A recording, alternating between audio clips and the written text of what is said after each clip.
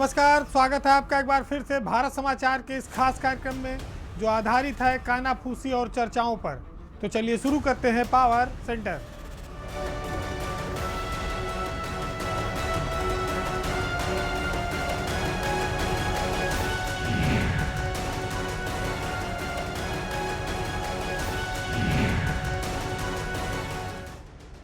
भागदौड़ की इस जिंदगी में महानगरों में जो रहने की समस्या है वो कई बार ऐसा विकराल रूप ले लेती है।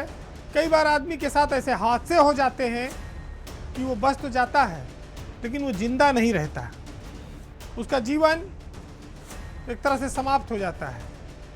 आज हम बात करेंगे कि लखनऊ के इतिहास में जो सबसे बड़ा घटनाक्रम हुआ अलाया अपार्टमेंट की बिल्डिंग गिरने का। ये बिल्डिंग भ्रष्टाचार, एलडीए के अफसरों और बिल्डरों की बेतहाशा कमाई का नतीजा थी और इन तीनों के गठजोड़ ने कई लोगों की जानें ले ली। अलाया अपार्टमेंट काफ़ी लंबे समय तक याद किया जाएगा। बताया जाता है कि इस बिल्डिंग के निर्माण में याजदान बिल्डर का काफ़ी बड़ा योगदान है। याजदान वो शख्स है जिसकी कुछ दिन पहले इसी रोड पर एक बड़ी बिल्डिंग एलडीए ने तोड़ी थी। लखनऊ में कुकुरमुत्तों की तरह जो बहुमंजिला इमारतें बनाने का चलन है उसमें सबसे ज़्यादा बदनाम नाम है याजदान बिल्डर का। याजदान बिल्डर में दो भाई फहद याजदान और सायम याजदान, जिन्होंने लखनऊ के लोगों का कई करोड़ रुपया लूट रखा है और पूरे लखनऊ में कई जगहों पर बहुमंजिला इमारतें बनाकर अवैध तरीके से ना तो जिनका नक्शा पास होता है ना तो जिनकी रेरा से कोई मंजूरी होती है और बिल्डिंगें बनाकर लोगों को से पैसा वसूल कर औने पौने रजिस्ट्रियाँ फर्जी ढंग से की जाती हैं, बिजली के कनेक्शन फर्जी लिए जाते हैं और लोगों के जीवन से खिलवाड़ किया जाता है। ऐसा ही खिलवाड़ अलाया बिल्डिंग में रहने वाले लोगों की ज़िंदगियों के साथ हुआ है। कहा जाता है कि अफसरों और बिल्डरों का जो गुनाह था उसकी सज़ा बेकसूर जिंदगियों ने चुकाई। जिसने भी ये हादसा देखा उनकी आंखों में आंसू आ गए। एक ही घर में बहू और सास दोनों का निधन हो गया मलबे के नीचे दबकर। बेटा छोटा था, वो मलबे में दबा रहा, उसकी जान बच गई, घायल है, लेकिन अब उसकी ज़िंदगी बिना माँ और बिना दादी के गुजरेगी। समाजवादी पार्टी से जुड़े हुए और कांग्रेस पार्टी से जुड़े हुए नेता के परिवार इस बिल्डिंग में थे जिनके घर में मौतें हुई। एक शिक्षिका की भी मौत हो गई। उत्तर प्रदेश में सायम और फहद याजदान नाम के जो बिल्डर हैं वो ऐसी ही बिल्डिंगें बनाकर लोगों को मौत बांट रहे हैं। हालांकि इस बिल्डिंग में याजदान बिल्डर का कहीं सीधे इन्वॉल्वमेंट नहीं आया है, लेकिन उसका नाम जरूर आया है, उसका योगदान जरूर था। बताया जाता है कि ये जो 5 मंजिला बिल्डिंग थी अलाया अपार्टमेंट, इसमें नीचे पर 3 दिनों से ड्रिल मशीन चल रही थी जिससे अगल बगल के मकान हिल रहे थे और लोगों ने मना किया। उसके बावजूद बेसमेंट की खुदाई होती रही और बिल्डिंग भरभरा के गिर गई। पहले लोगों ने सोचा भूकंप आया था दिन में उसकी वजह से है, बाद में पता चला कि भूकंप नहीं, लालच और भ्रष्टाचार की वजह से बिल्डिंग गिरी है। ये जो मौत के गुनहगार थे, इन लोगों ने क्या क्या खेल कर दिया, इस शहर में क्या क्या हाल बना रखा है, इस पर एक बार फिर से लोगों को सोचने पर मजबूर होना पड़ा। कुछ दिन पहले एक होटल में अग्निकांड हुआ था, लोगों को याद है। अब पूरी बिल्डिंग गिर गई और लोगों की मौत हो गई, लेकिन अभी बड़े बड़े गुनहगार बचे हुए हैं। फहद जो याजदान है वो वीडियो जारी कर रहा है और कहता है कि उसका इस बिल्डिंग से कोई लेना देना नहीं। फहद याजदान बिजनौर के बढ़ापुर से एक बार विधानसभा का चुनाव 2017 में बीएसपी से लड़ा है। तो एक प्रदेश के कोने से आया और यहाँ बिल्डर बन बैठा और बिल्डिंगें कैसे खड़ी की जा रही हैं वो आप देख सकते हैं। ये तो भला हो जिन लोगों ने रेस्क्यू ऑपरेशन चलाया, जो हमारे कर्म योद्धा रहे, वो मौके पर डटे रहे। कहते हैं कि मानवता के आगे भूख प्यास ने घुटने टेक दिए थे। विषम और बेहद कठिन परिस्थितियों में रेस्क्यू ऑपरेशन चलाने वाली हमारी टीम ने कई जिंदगियों को बचाया। उत्तर प्रदेश के उप मुख्यमंत्री ब्रजेश पाठक, डीजीपी डीएस चौहान, इन दोनों ने रात दिन मेहनत की। अस्पताल से लेके घायलों को लाने ले जाने, उनका इलाज कराने की सरकार ने मुफ्त व्यवस्था की। बड़ा कठिन ऑपरेशन था, 5 मंजिल बिल्डिंग से गिरी हुई उसमें से 14 लोगों को जीवित निकालना। पूरी रात पूरा दिन 36 घंटे से ज़्यादा ये ऑपरेशन चला। लेकिन लखनऊ के लिए ये सोचने के लिए छोड़ गया है कि ये जो हम लोग लखनऊ में रहने आते हैं, बसने आते हैं, अपने लिए एक अदद घर तलाशते हैं, पूरे जीवन की कमाई लगाकर लोग फ्लैट खरीदते हैं, घर खरीदते हैं, उसमें जान कितनी जोखिम में है। लोगों के लिए जो दिन भर काम करके रात में, या जो सोचते हैं कि हम बाहर काम कर रहे हैं, हमारे बच्चे हमारे फ्लैट में सुरक्षित हैं, उनको इस पर फिर से विचार करना होगा। सरकार को देखना होगा कि ऐसी इमारतों का वो कितनी जल्दी उनको जमींदोज करे, उनको गिराए। इसके लिए एक अभियान भी चलाना पड़ेगा, क्योंकि ये बहुत बड़ा नासूर बन जाएगी आने वाले वक्त में। ये एक घटना है, ये आने वाले चीज़ और बड़ा रूप ले सकती है वक्त में। बहुत सारी और जानों पर भी खतरा है। सरकार को ऐसी जर्जर और ऐसी अवैध दोनों बिल्डिंगों को चिन्हित करना पड़ेगा। उत्तर प्रदेश में पिछले 6-7 महीने से एमएलसी के 6 पद खाली हैं। तो कहा जाए ऐसे कैरेट लटका हुआ है, बीजेपी को करना है। अब नेता आगे पीछे परिक्रमा करते घूम रहे हैं। एमएलसी के 6 पदों को लेकर जो मंथन है वो 7-8 महीने से खत्म ही नहीं हो रहा है। और सबसे ज़्यादा पेच बताते हैं लोग कि जो कला, साहित्य, फिल्म और इन सब चीज़ों से जुड़े हुए नाम हैं, उनको लेकर फंसा हुआ है, उन पर नाम नहीं तय हो पा रहा है। राज्यपाल को नामित करना है, बीजेपी नाम भेजे तब राज्यपाल नामित करें, लेकिन नाम को लेकर मामला फंस जाता है। कई बार राजनीतिक रसूख के नाते, कुछ ब्यूरोक्रेट्स के नाते, कुछ कलाकारों के नाते। जो 6 एमएलसी बनने हैं उसमें 1-2 पदों पर सबसे ज़्यादा लड़ाई है। लोक गायिका मालिनी अवस्थी का नाम भी इस पद के लिए चर्चा में है। मालिनी अवस्थी को काफ़ी समय से लोग देखते रहे, सुनते रहे हैं, देश भर में उनकी पहचान है और वो बीजेपी से बड़ी प्रबल दावेदार हैं विधान परिषद के लिए कि उनको कला और साहित्य के क्षेत्र से नामित किया जाए। लेकिन इसी बीच भजन गायिका तृप्ति साक्या का नाम भी बीजेपी में तेजी से चला है। वो एमएलसी पद की रेस में वो भी उभर के आई हैं। तो एक साथ एक ही क्षेत्र के 2-3 नाम आ गए। हालांकि कुछ लोगों ने कुमार विश्वास का नाम भी एक बार उड़ा दिया था कि वो भी जा सकते हैं उच्च सदन में, लेकिन उनके जैसे कद को देखते हुए वो अंतर्राष्ट्रीय स्तर का के ख्याति प्राप्त व्यक्ति हैं, तो उनके लिए राज्यसभा के अलावा शायद विधान परिषद कोई विकल्प नहीं होगा। तो फिलहाल अब मामला आ गया है कि विधान परिषद में मालिनी अवस्थी और तृप्ति साक्या के नाम तेजी से चल रहे हैं। दूसरी ओर अगर आप देखेंगे तो बीजेपी में एक प्रदेश उपाध्यक्ष हैं प्रकाश पाल, उनका नाम भी इन पदों के लिए है। इसी तरह से काशी क्षेत्र से अध्यक्ष हैं बीजेपी के महेश श्रीवास्तव, बुंदेलखंड क्षेत्र से बीजेपी के अध्यक्ष हैं मानवेंद्र सिंह। ये सब क्षेत्रीय अध्यक्ष हैं। इनके लिए एमएलसी के नामों को लेकर बड़ी चर्चा है। लेकिन बीजेपी में पिछले काफ़ी समय से एक बड़ी परेशानी चलती रही है कि जो घोड़ा होता है उसको सूखी घास से काम चलाना पड़ता है, और जो काबुल से आए हुए हैं वो जाके मलाई खा लेते हैं। यानी कि जो पार्टी में बोरा बिछाने वाले लोग हैं, जब तक उनका नंबर और नाम आता है, चर्चा चलती है, तब तक ऊपर से कोई टपक जाता है। तो बीजेपी जैसी एक बड़ी पार्टी में ये काफ़ी समय से देखने को मिलता है। ये जुगाड़ तंत्र से सदनों में पहुंचने वाली जो कवायद है, कसरत है, ये जब जब जिसकी सरकार रहती है लोग लगा लेते हैं। एक बार आपको याद होगा कि एक सज्जन थे जिनको पंजाब से लाकर उत्तर प्रदेश में विधान परिषद का मेंबर बनाया गया था, बलवंत सिंह रामू वालिया। फिर वो समाजवादी सरकार में मंत्री भी बने और यहाँ वाले बैठे देखते रह गए। तो ये हर पार्टी की इनबिल्ट परेशानी है। लेकिन बहुत दिनों से इंतज़ार चल रहा है। पहले ये आया कि निकाय का चुनाव आ गया है, अब निकाय का चुनाव टल गया है। क्योंकि इधर बीजेपी के राष्ट्रीय अध्यक्ष का चयन का भी मामला था, उत्तर प्रदेश में कार्यकारिणी भी बनने वाली है। तो ये सब बहुत जल्दी 15 फरवरी तक निपट जाएगा मामला, और उसके बाद नए 6 एमएलसी नामित हो जाएंगे। ये देखना है कि कला और साहित्य में रुचि रखने वाले नामों पर किसकी लॉटरी लगती है। बात अब उत्तर प्रदेश की ब्यूरोक्रेसी की।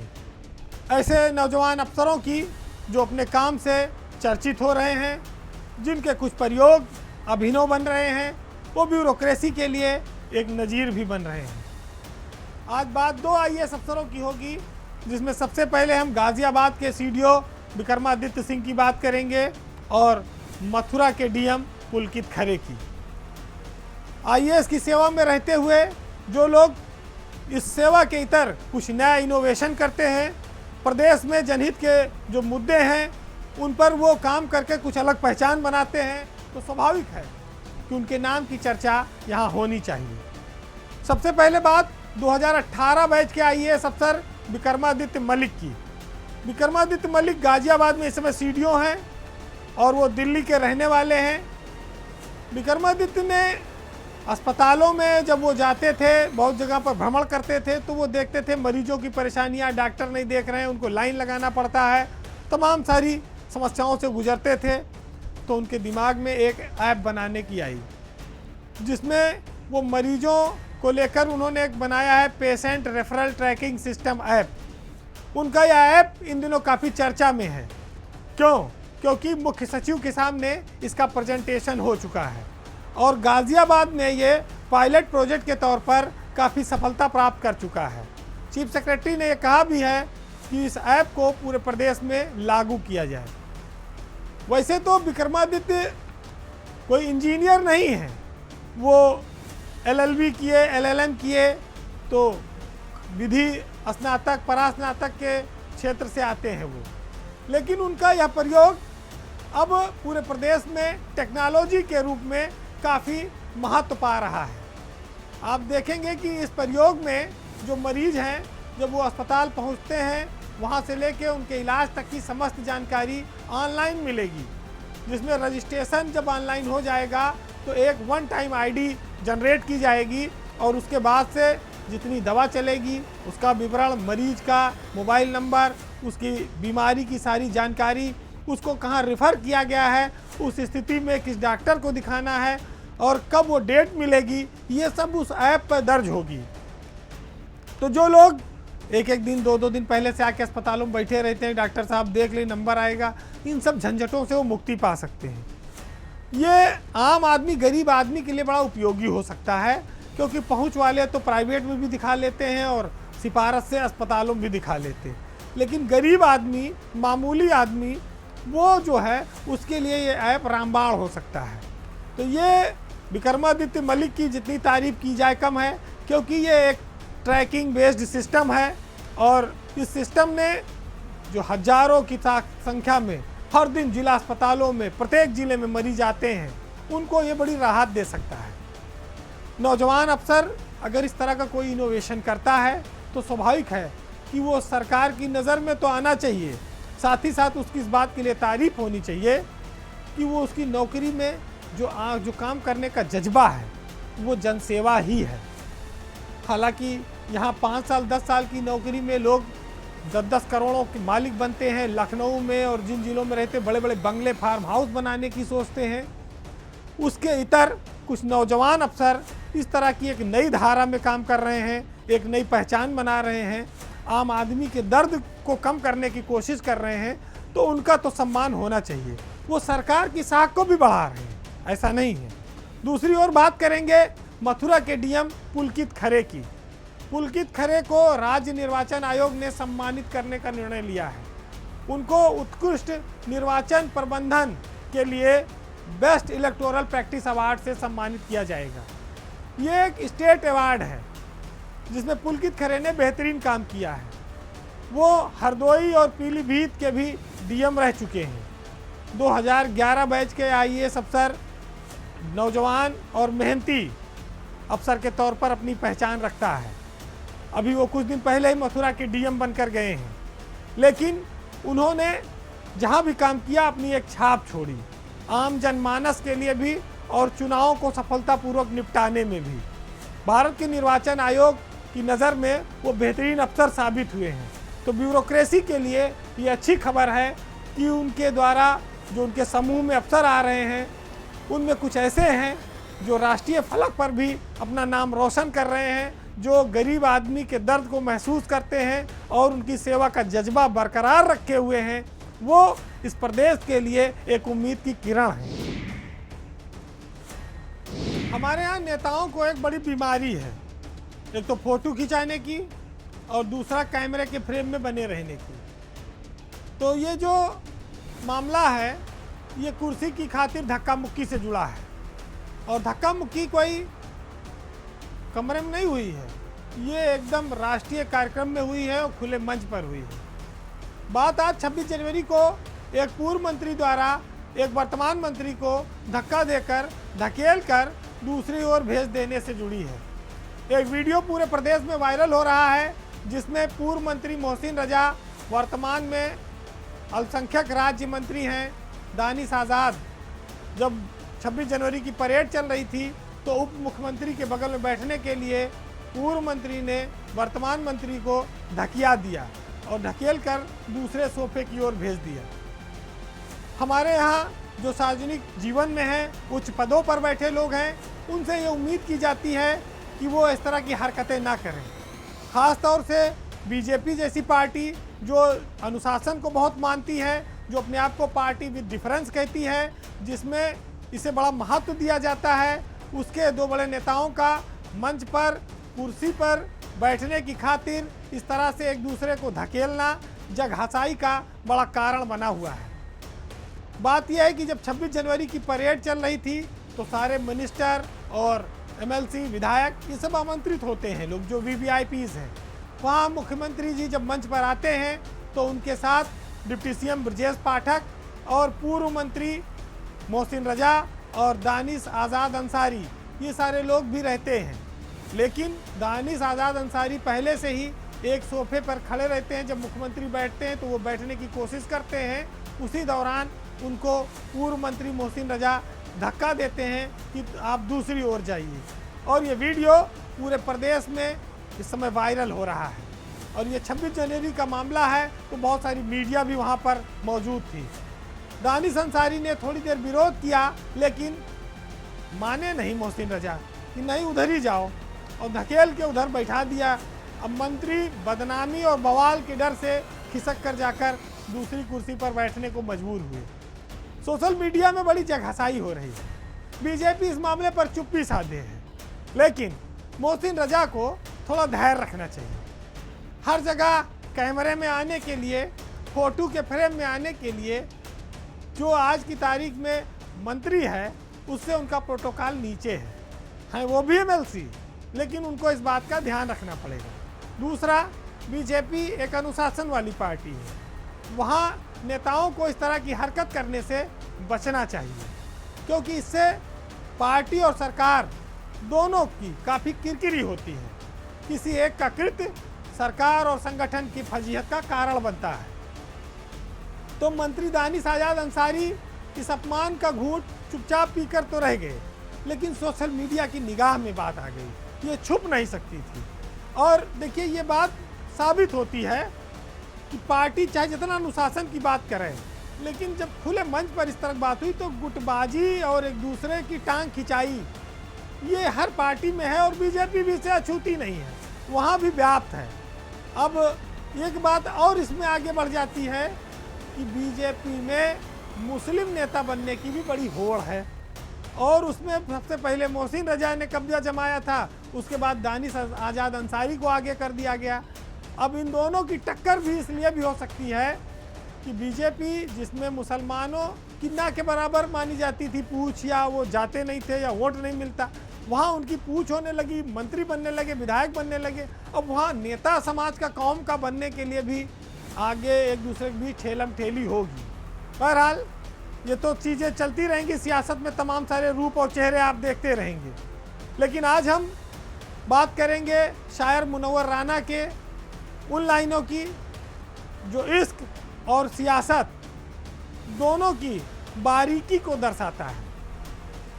तो सुनिएगा कि बिछड़ के मुझसे वो तन्हा गुजार देता है, बस एक साल में वो जाड़ा गुजार देता है। और किसी भी साख पे एक घोंसले की चाहत में तमाम उम्र परिंदा गुजार देता है, और उसे जली हुई लाशें नज़र नहीं आती, मगर वो सुई से धागा गुजार देता है। नमस्कार।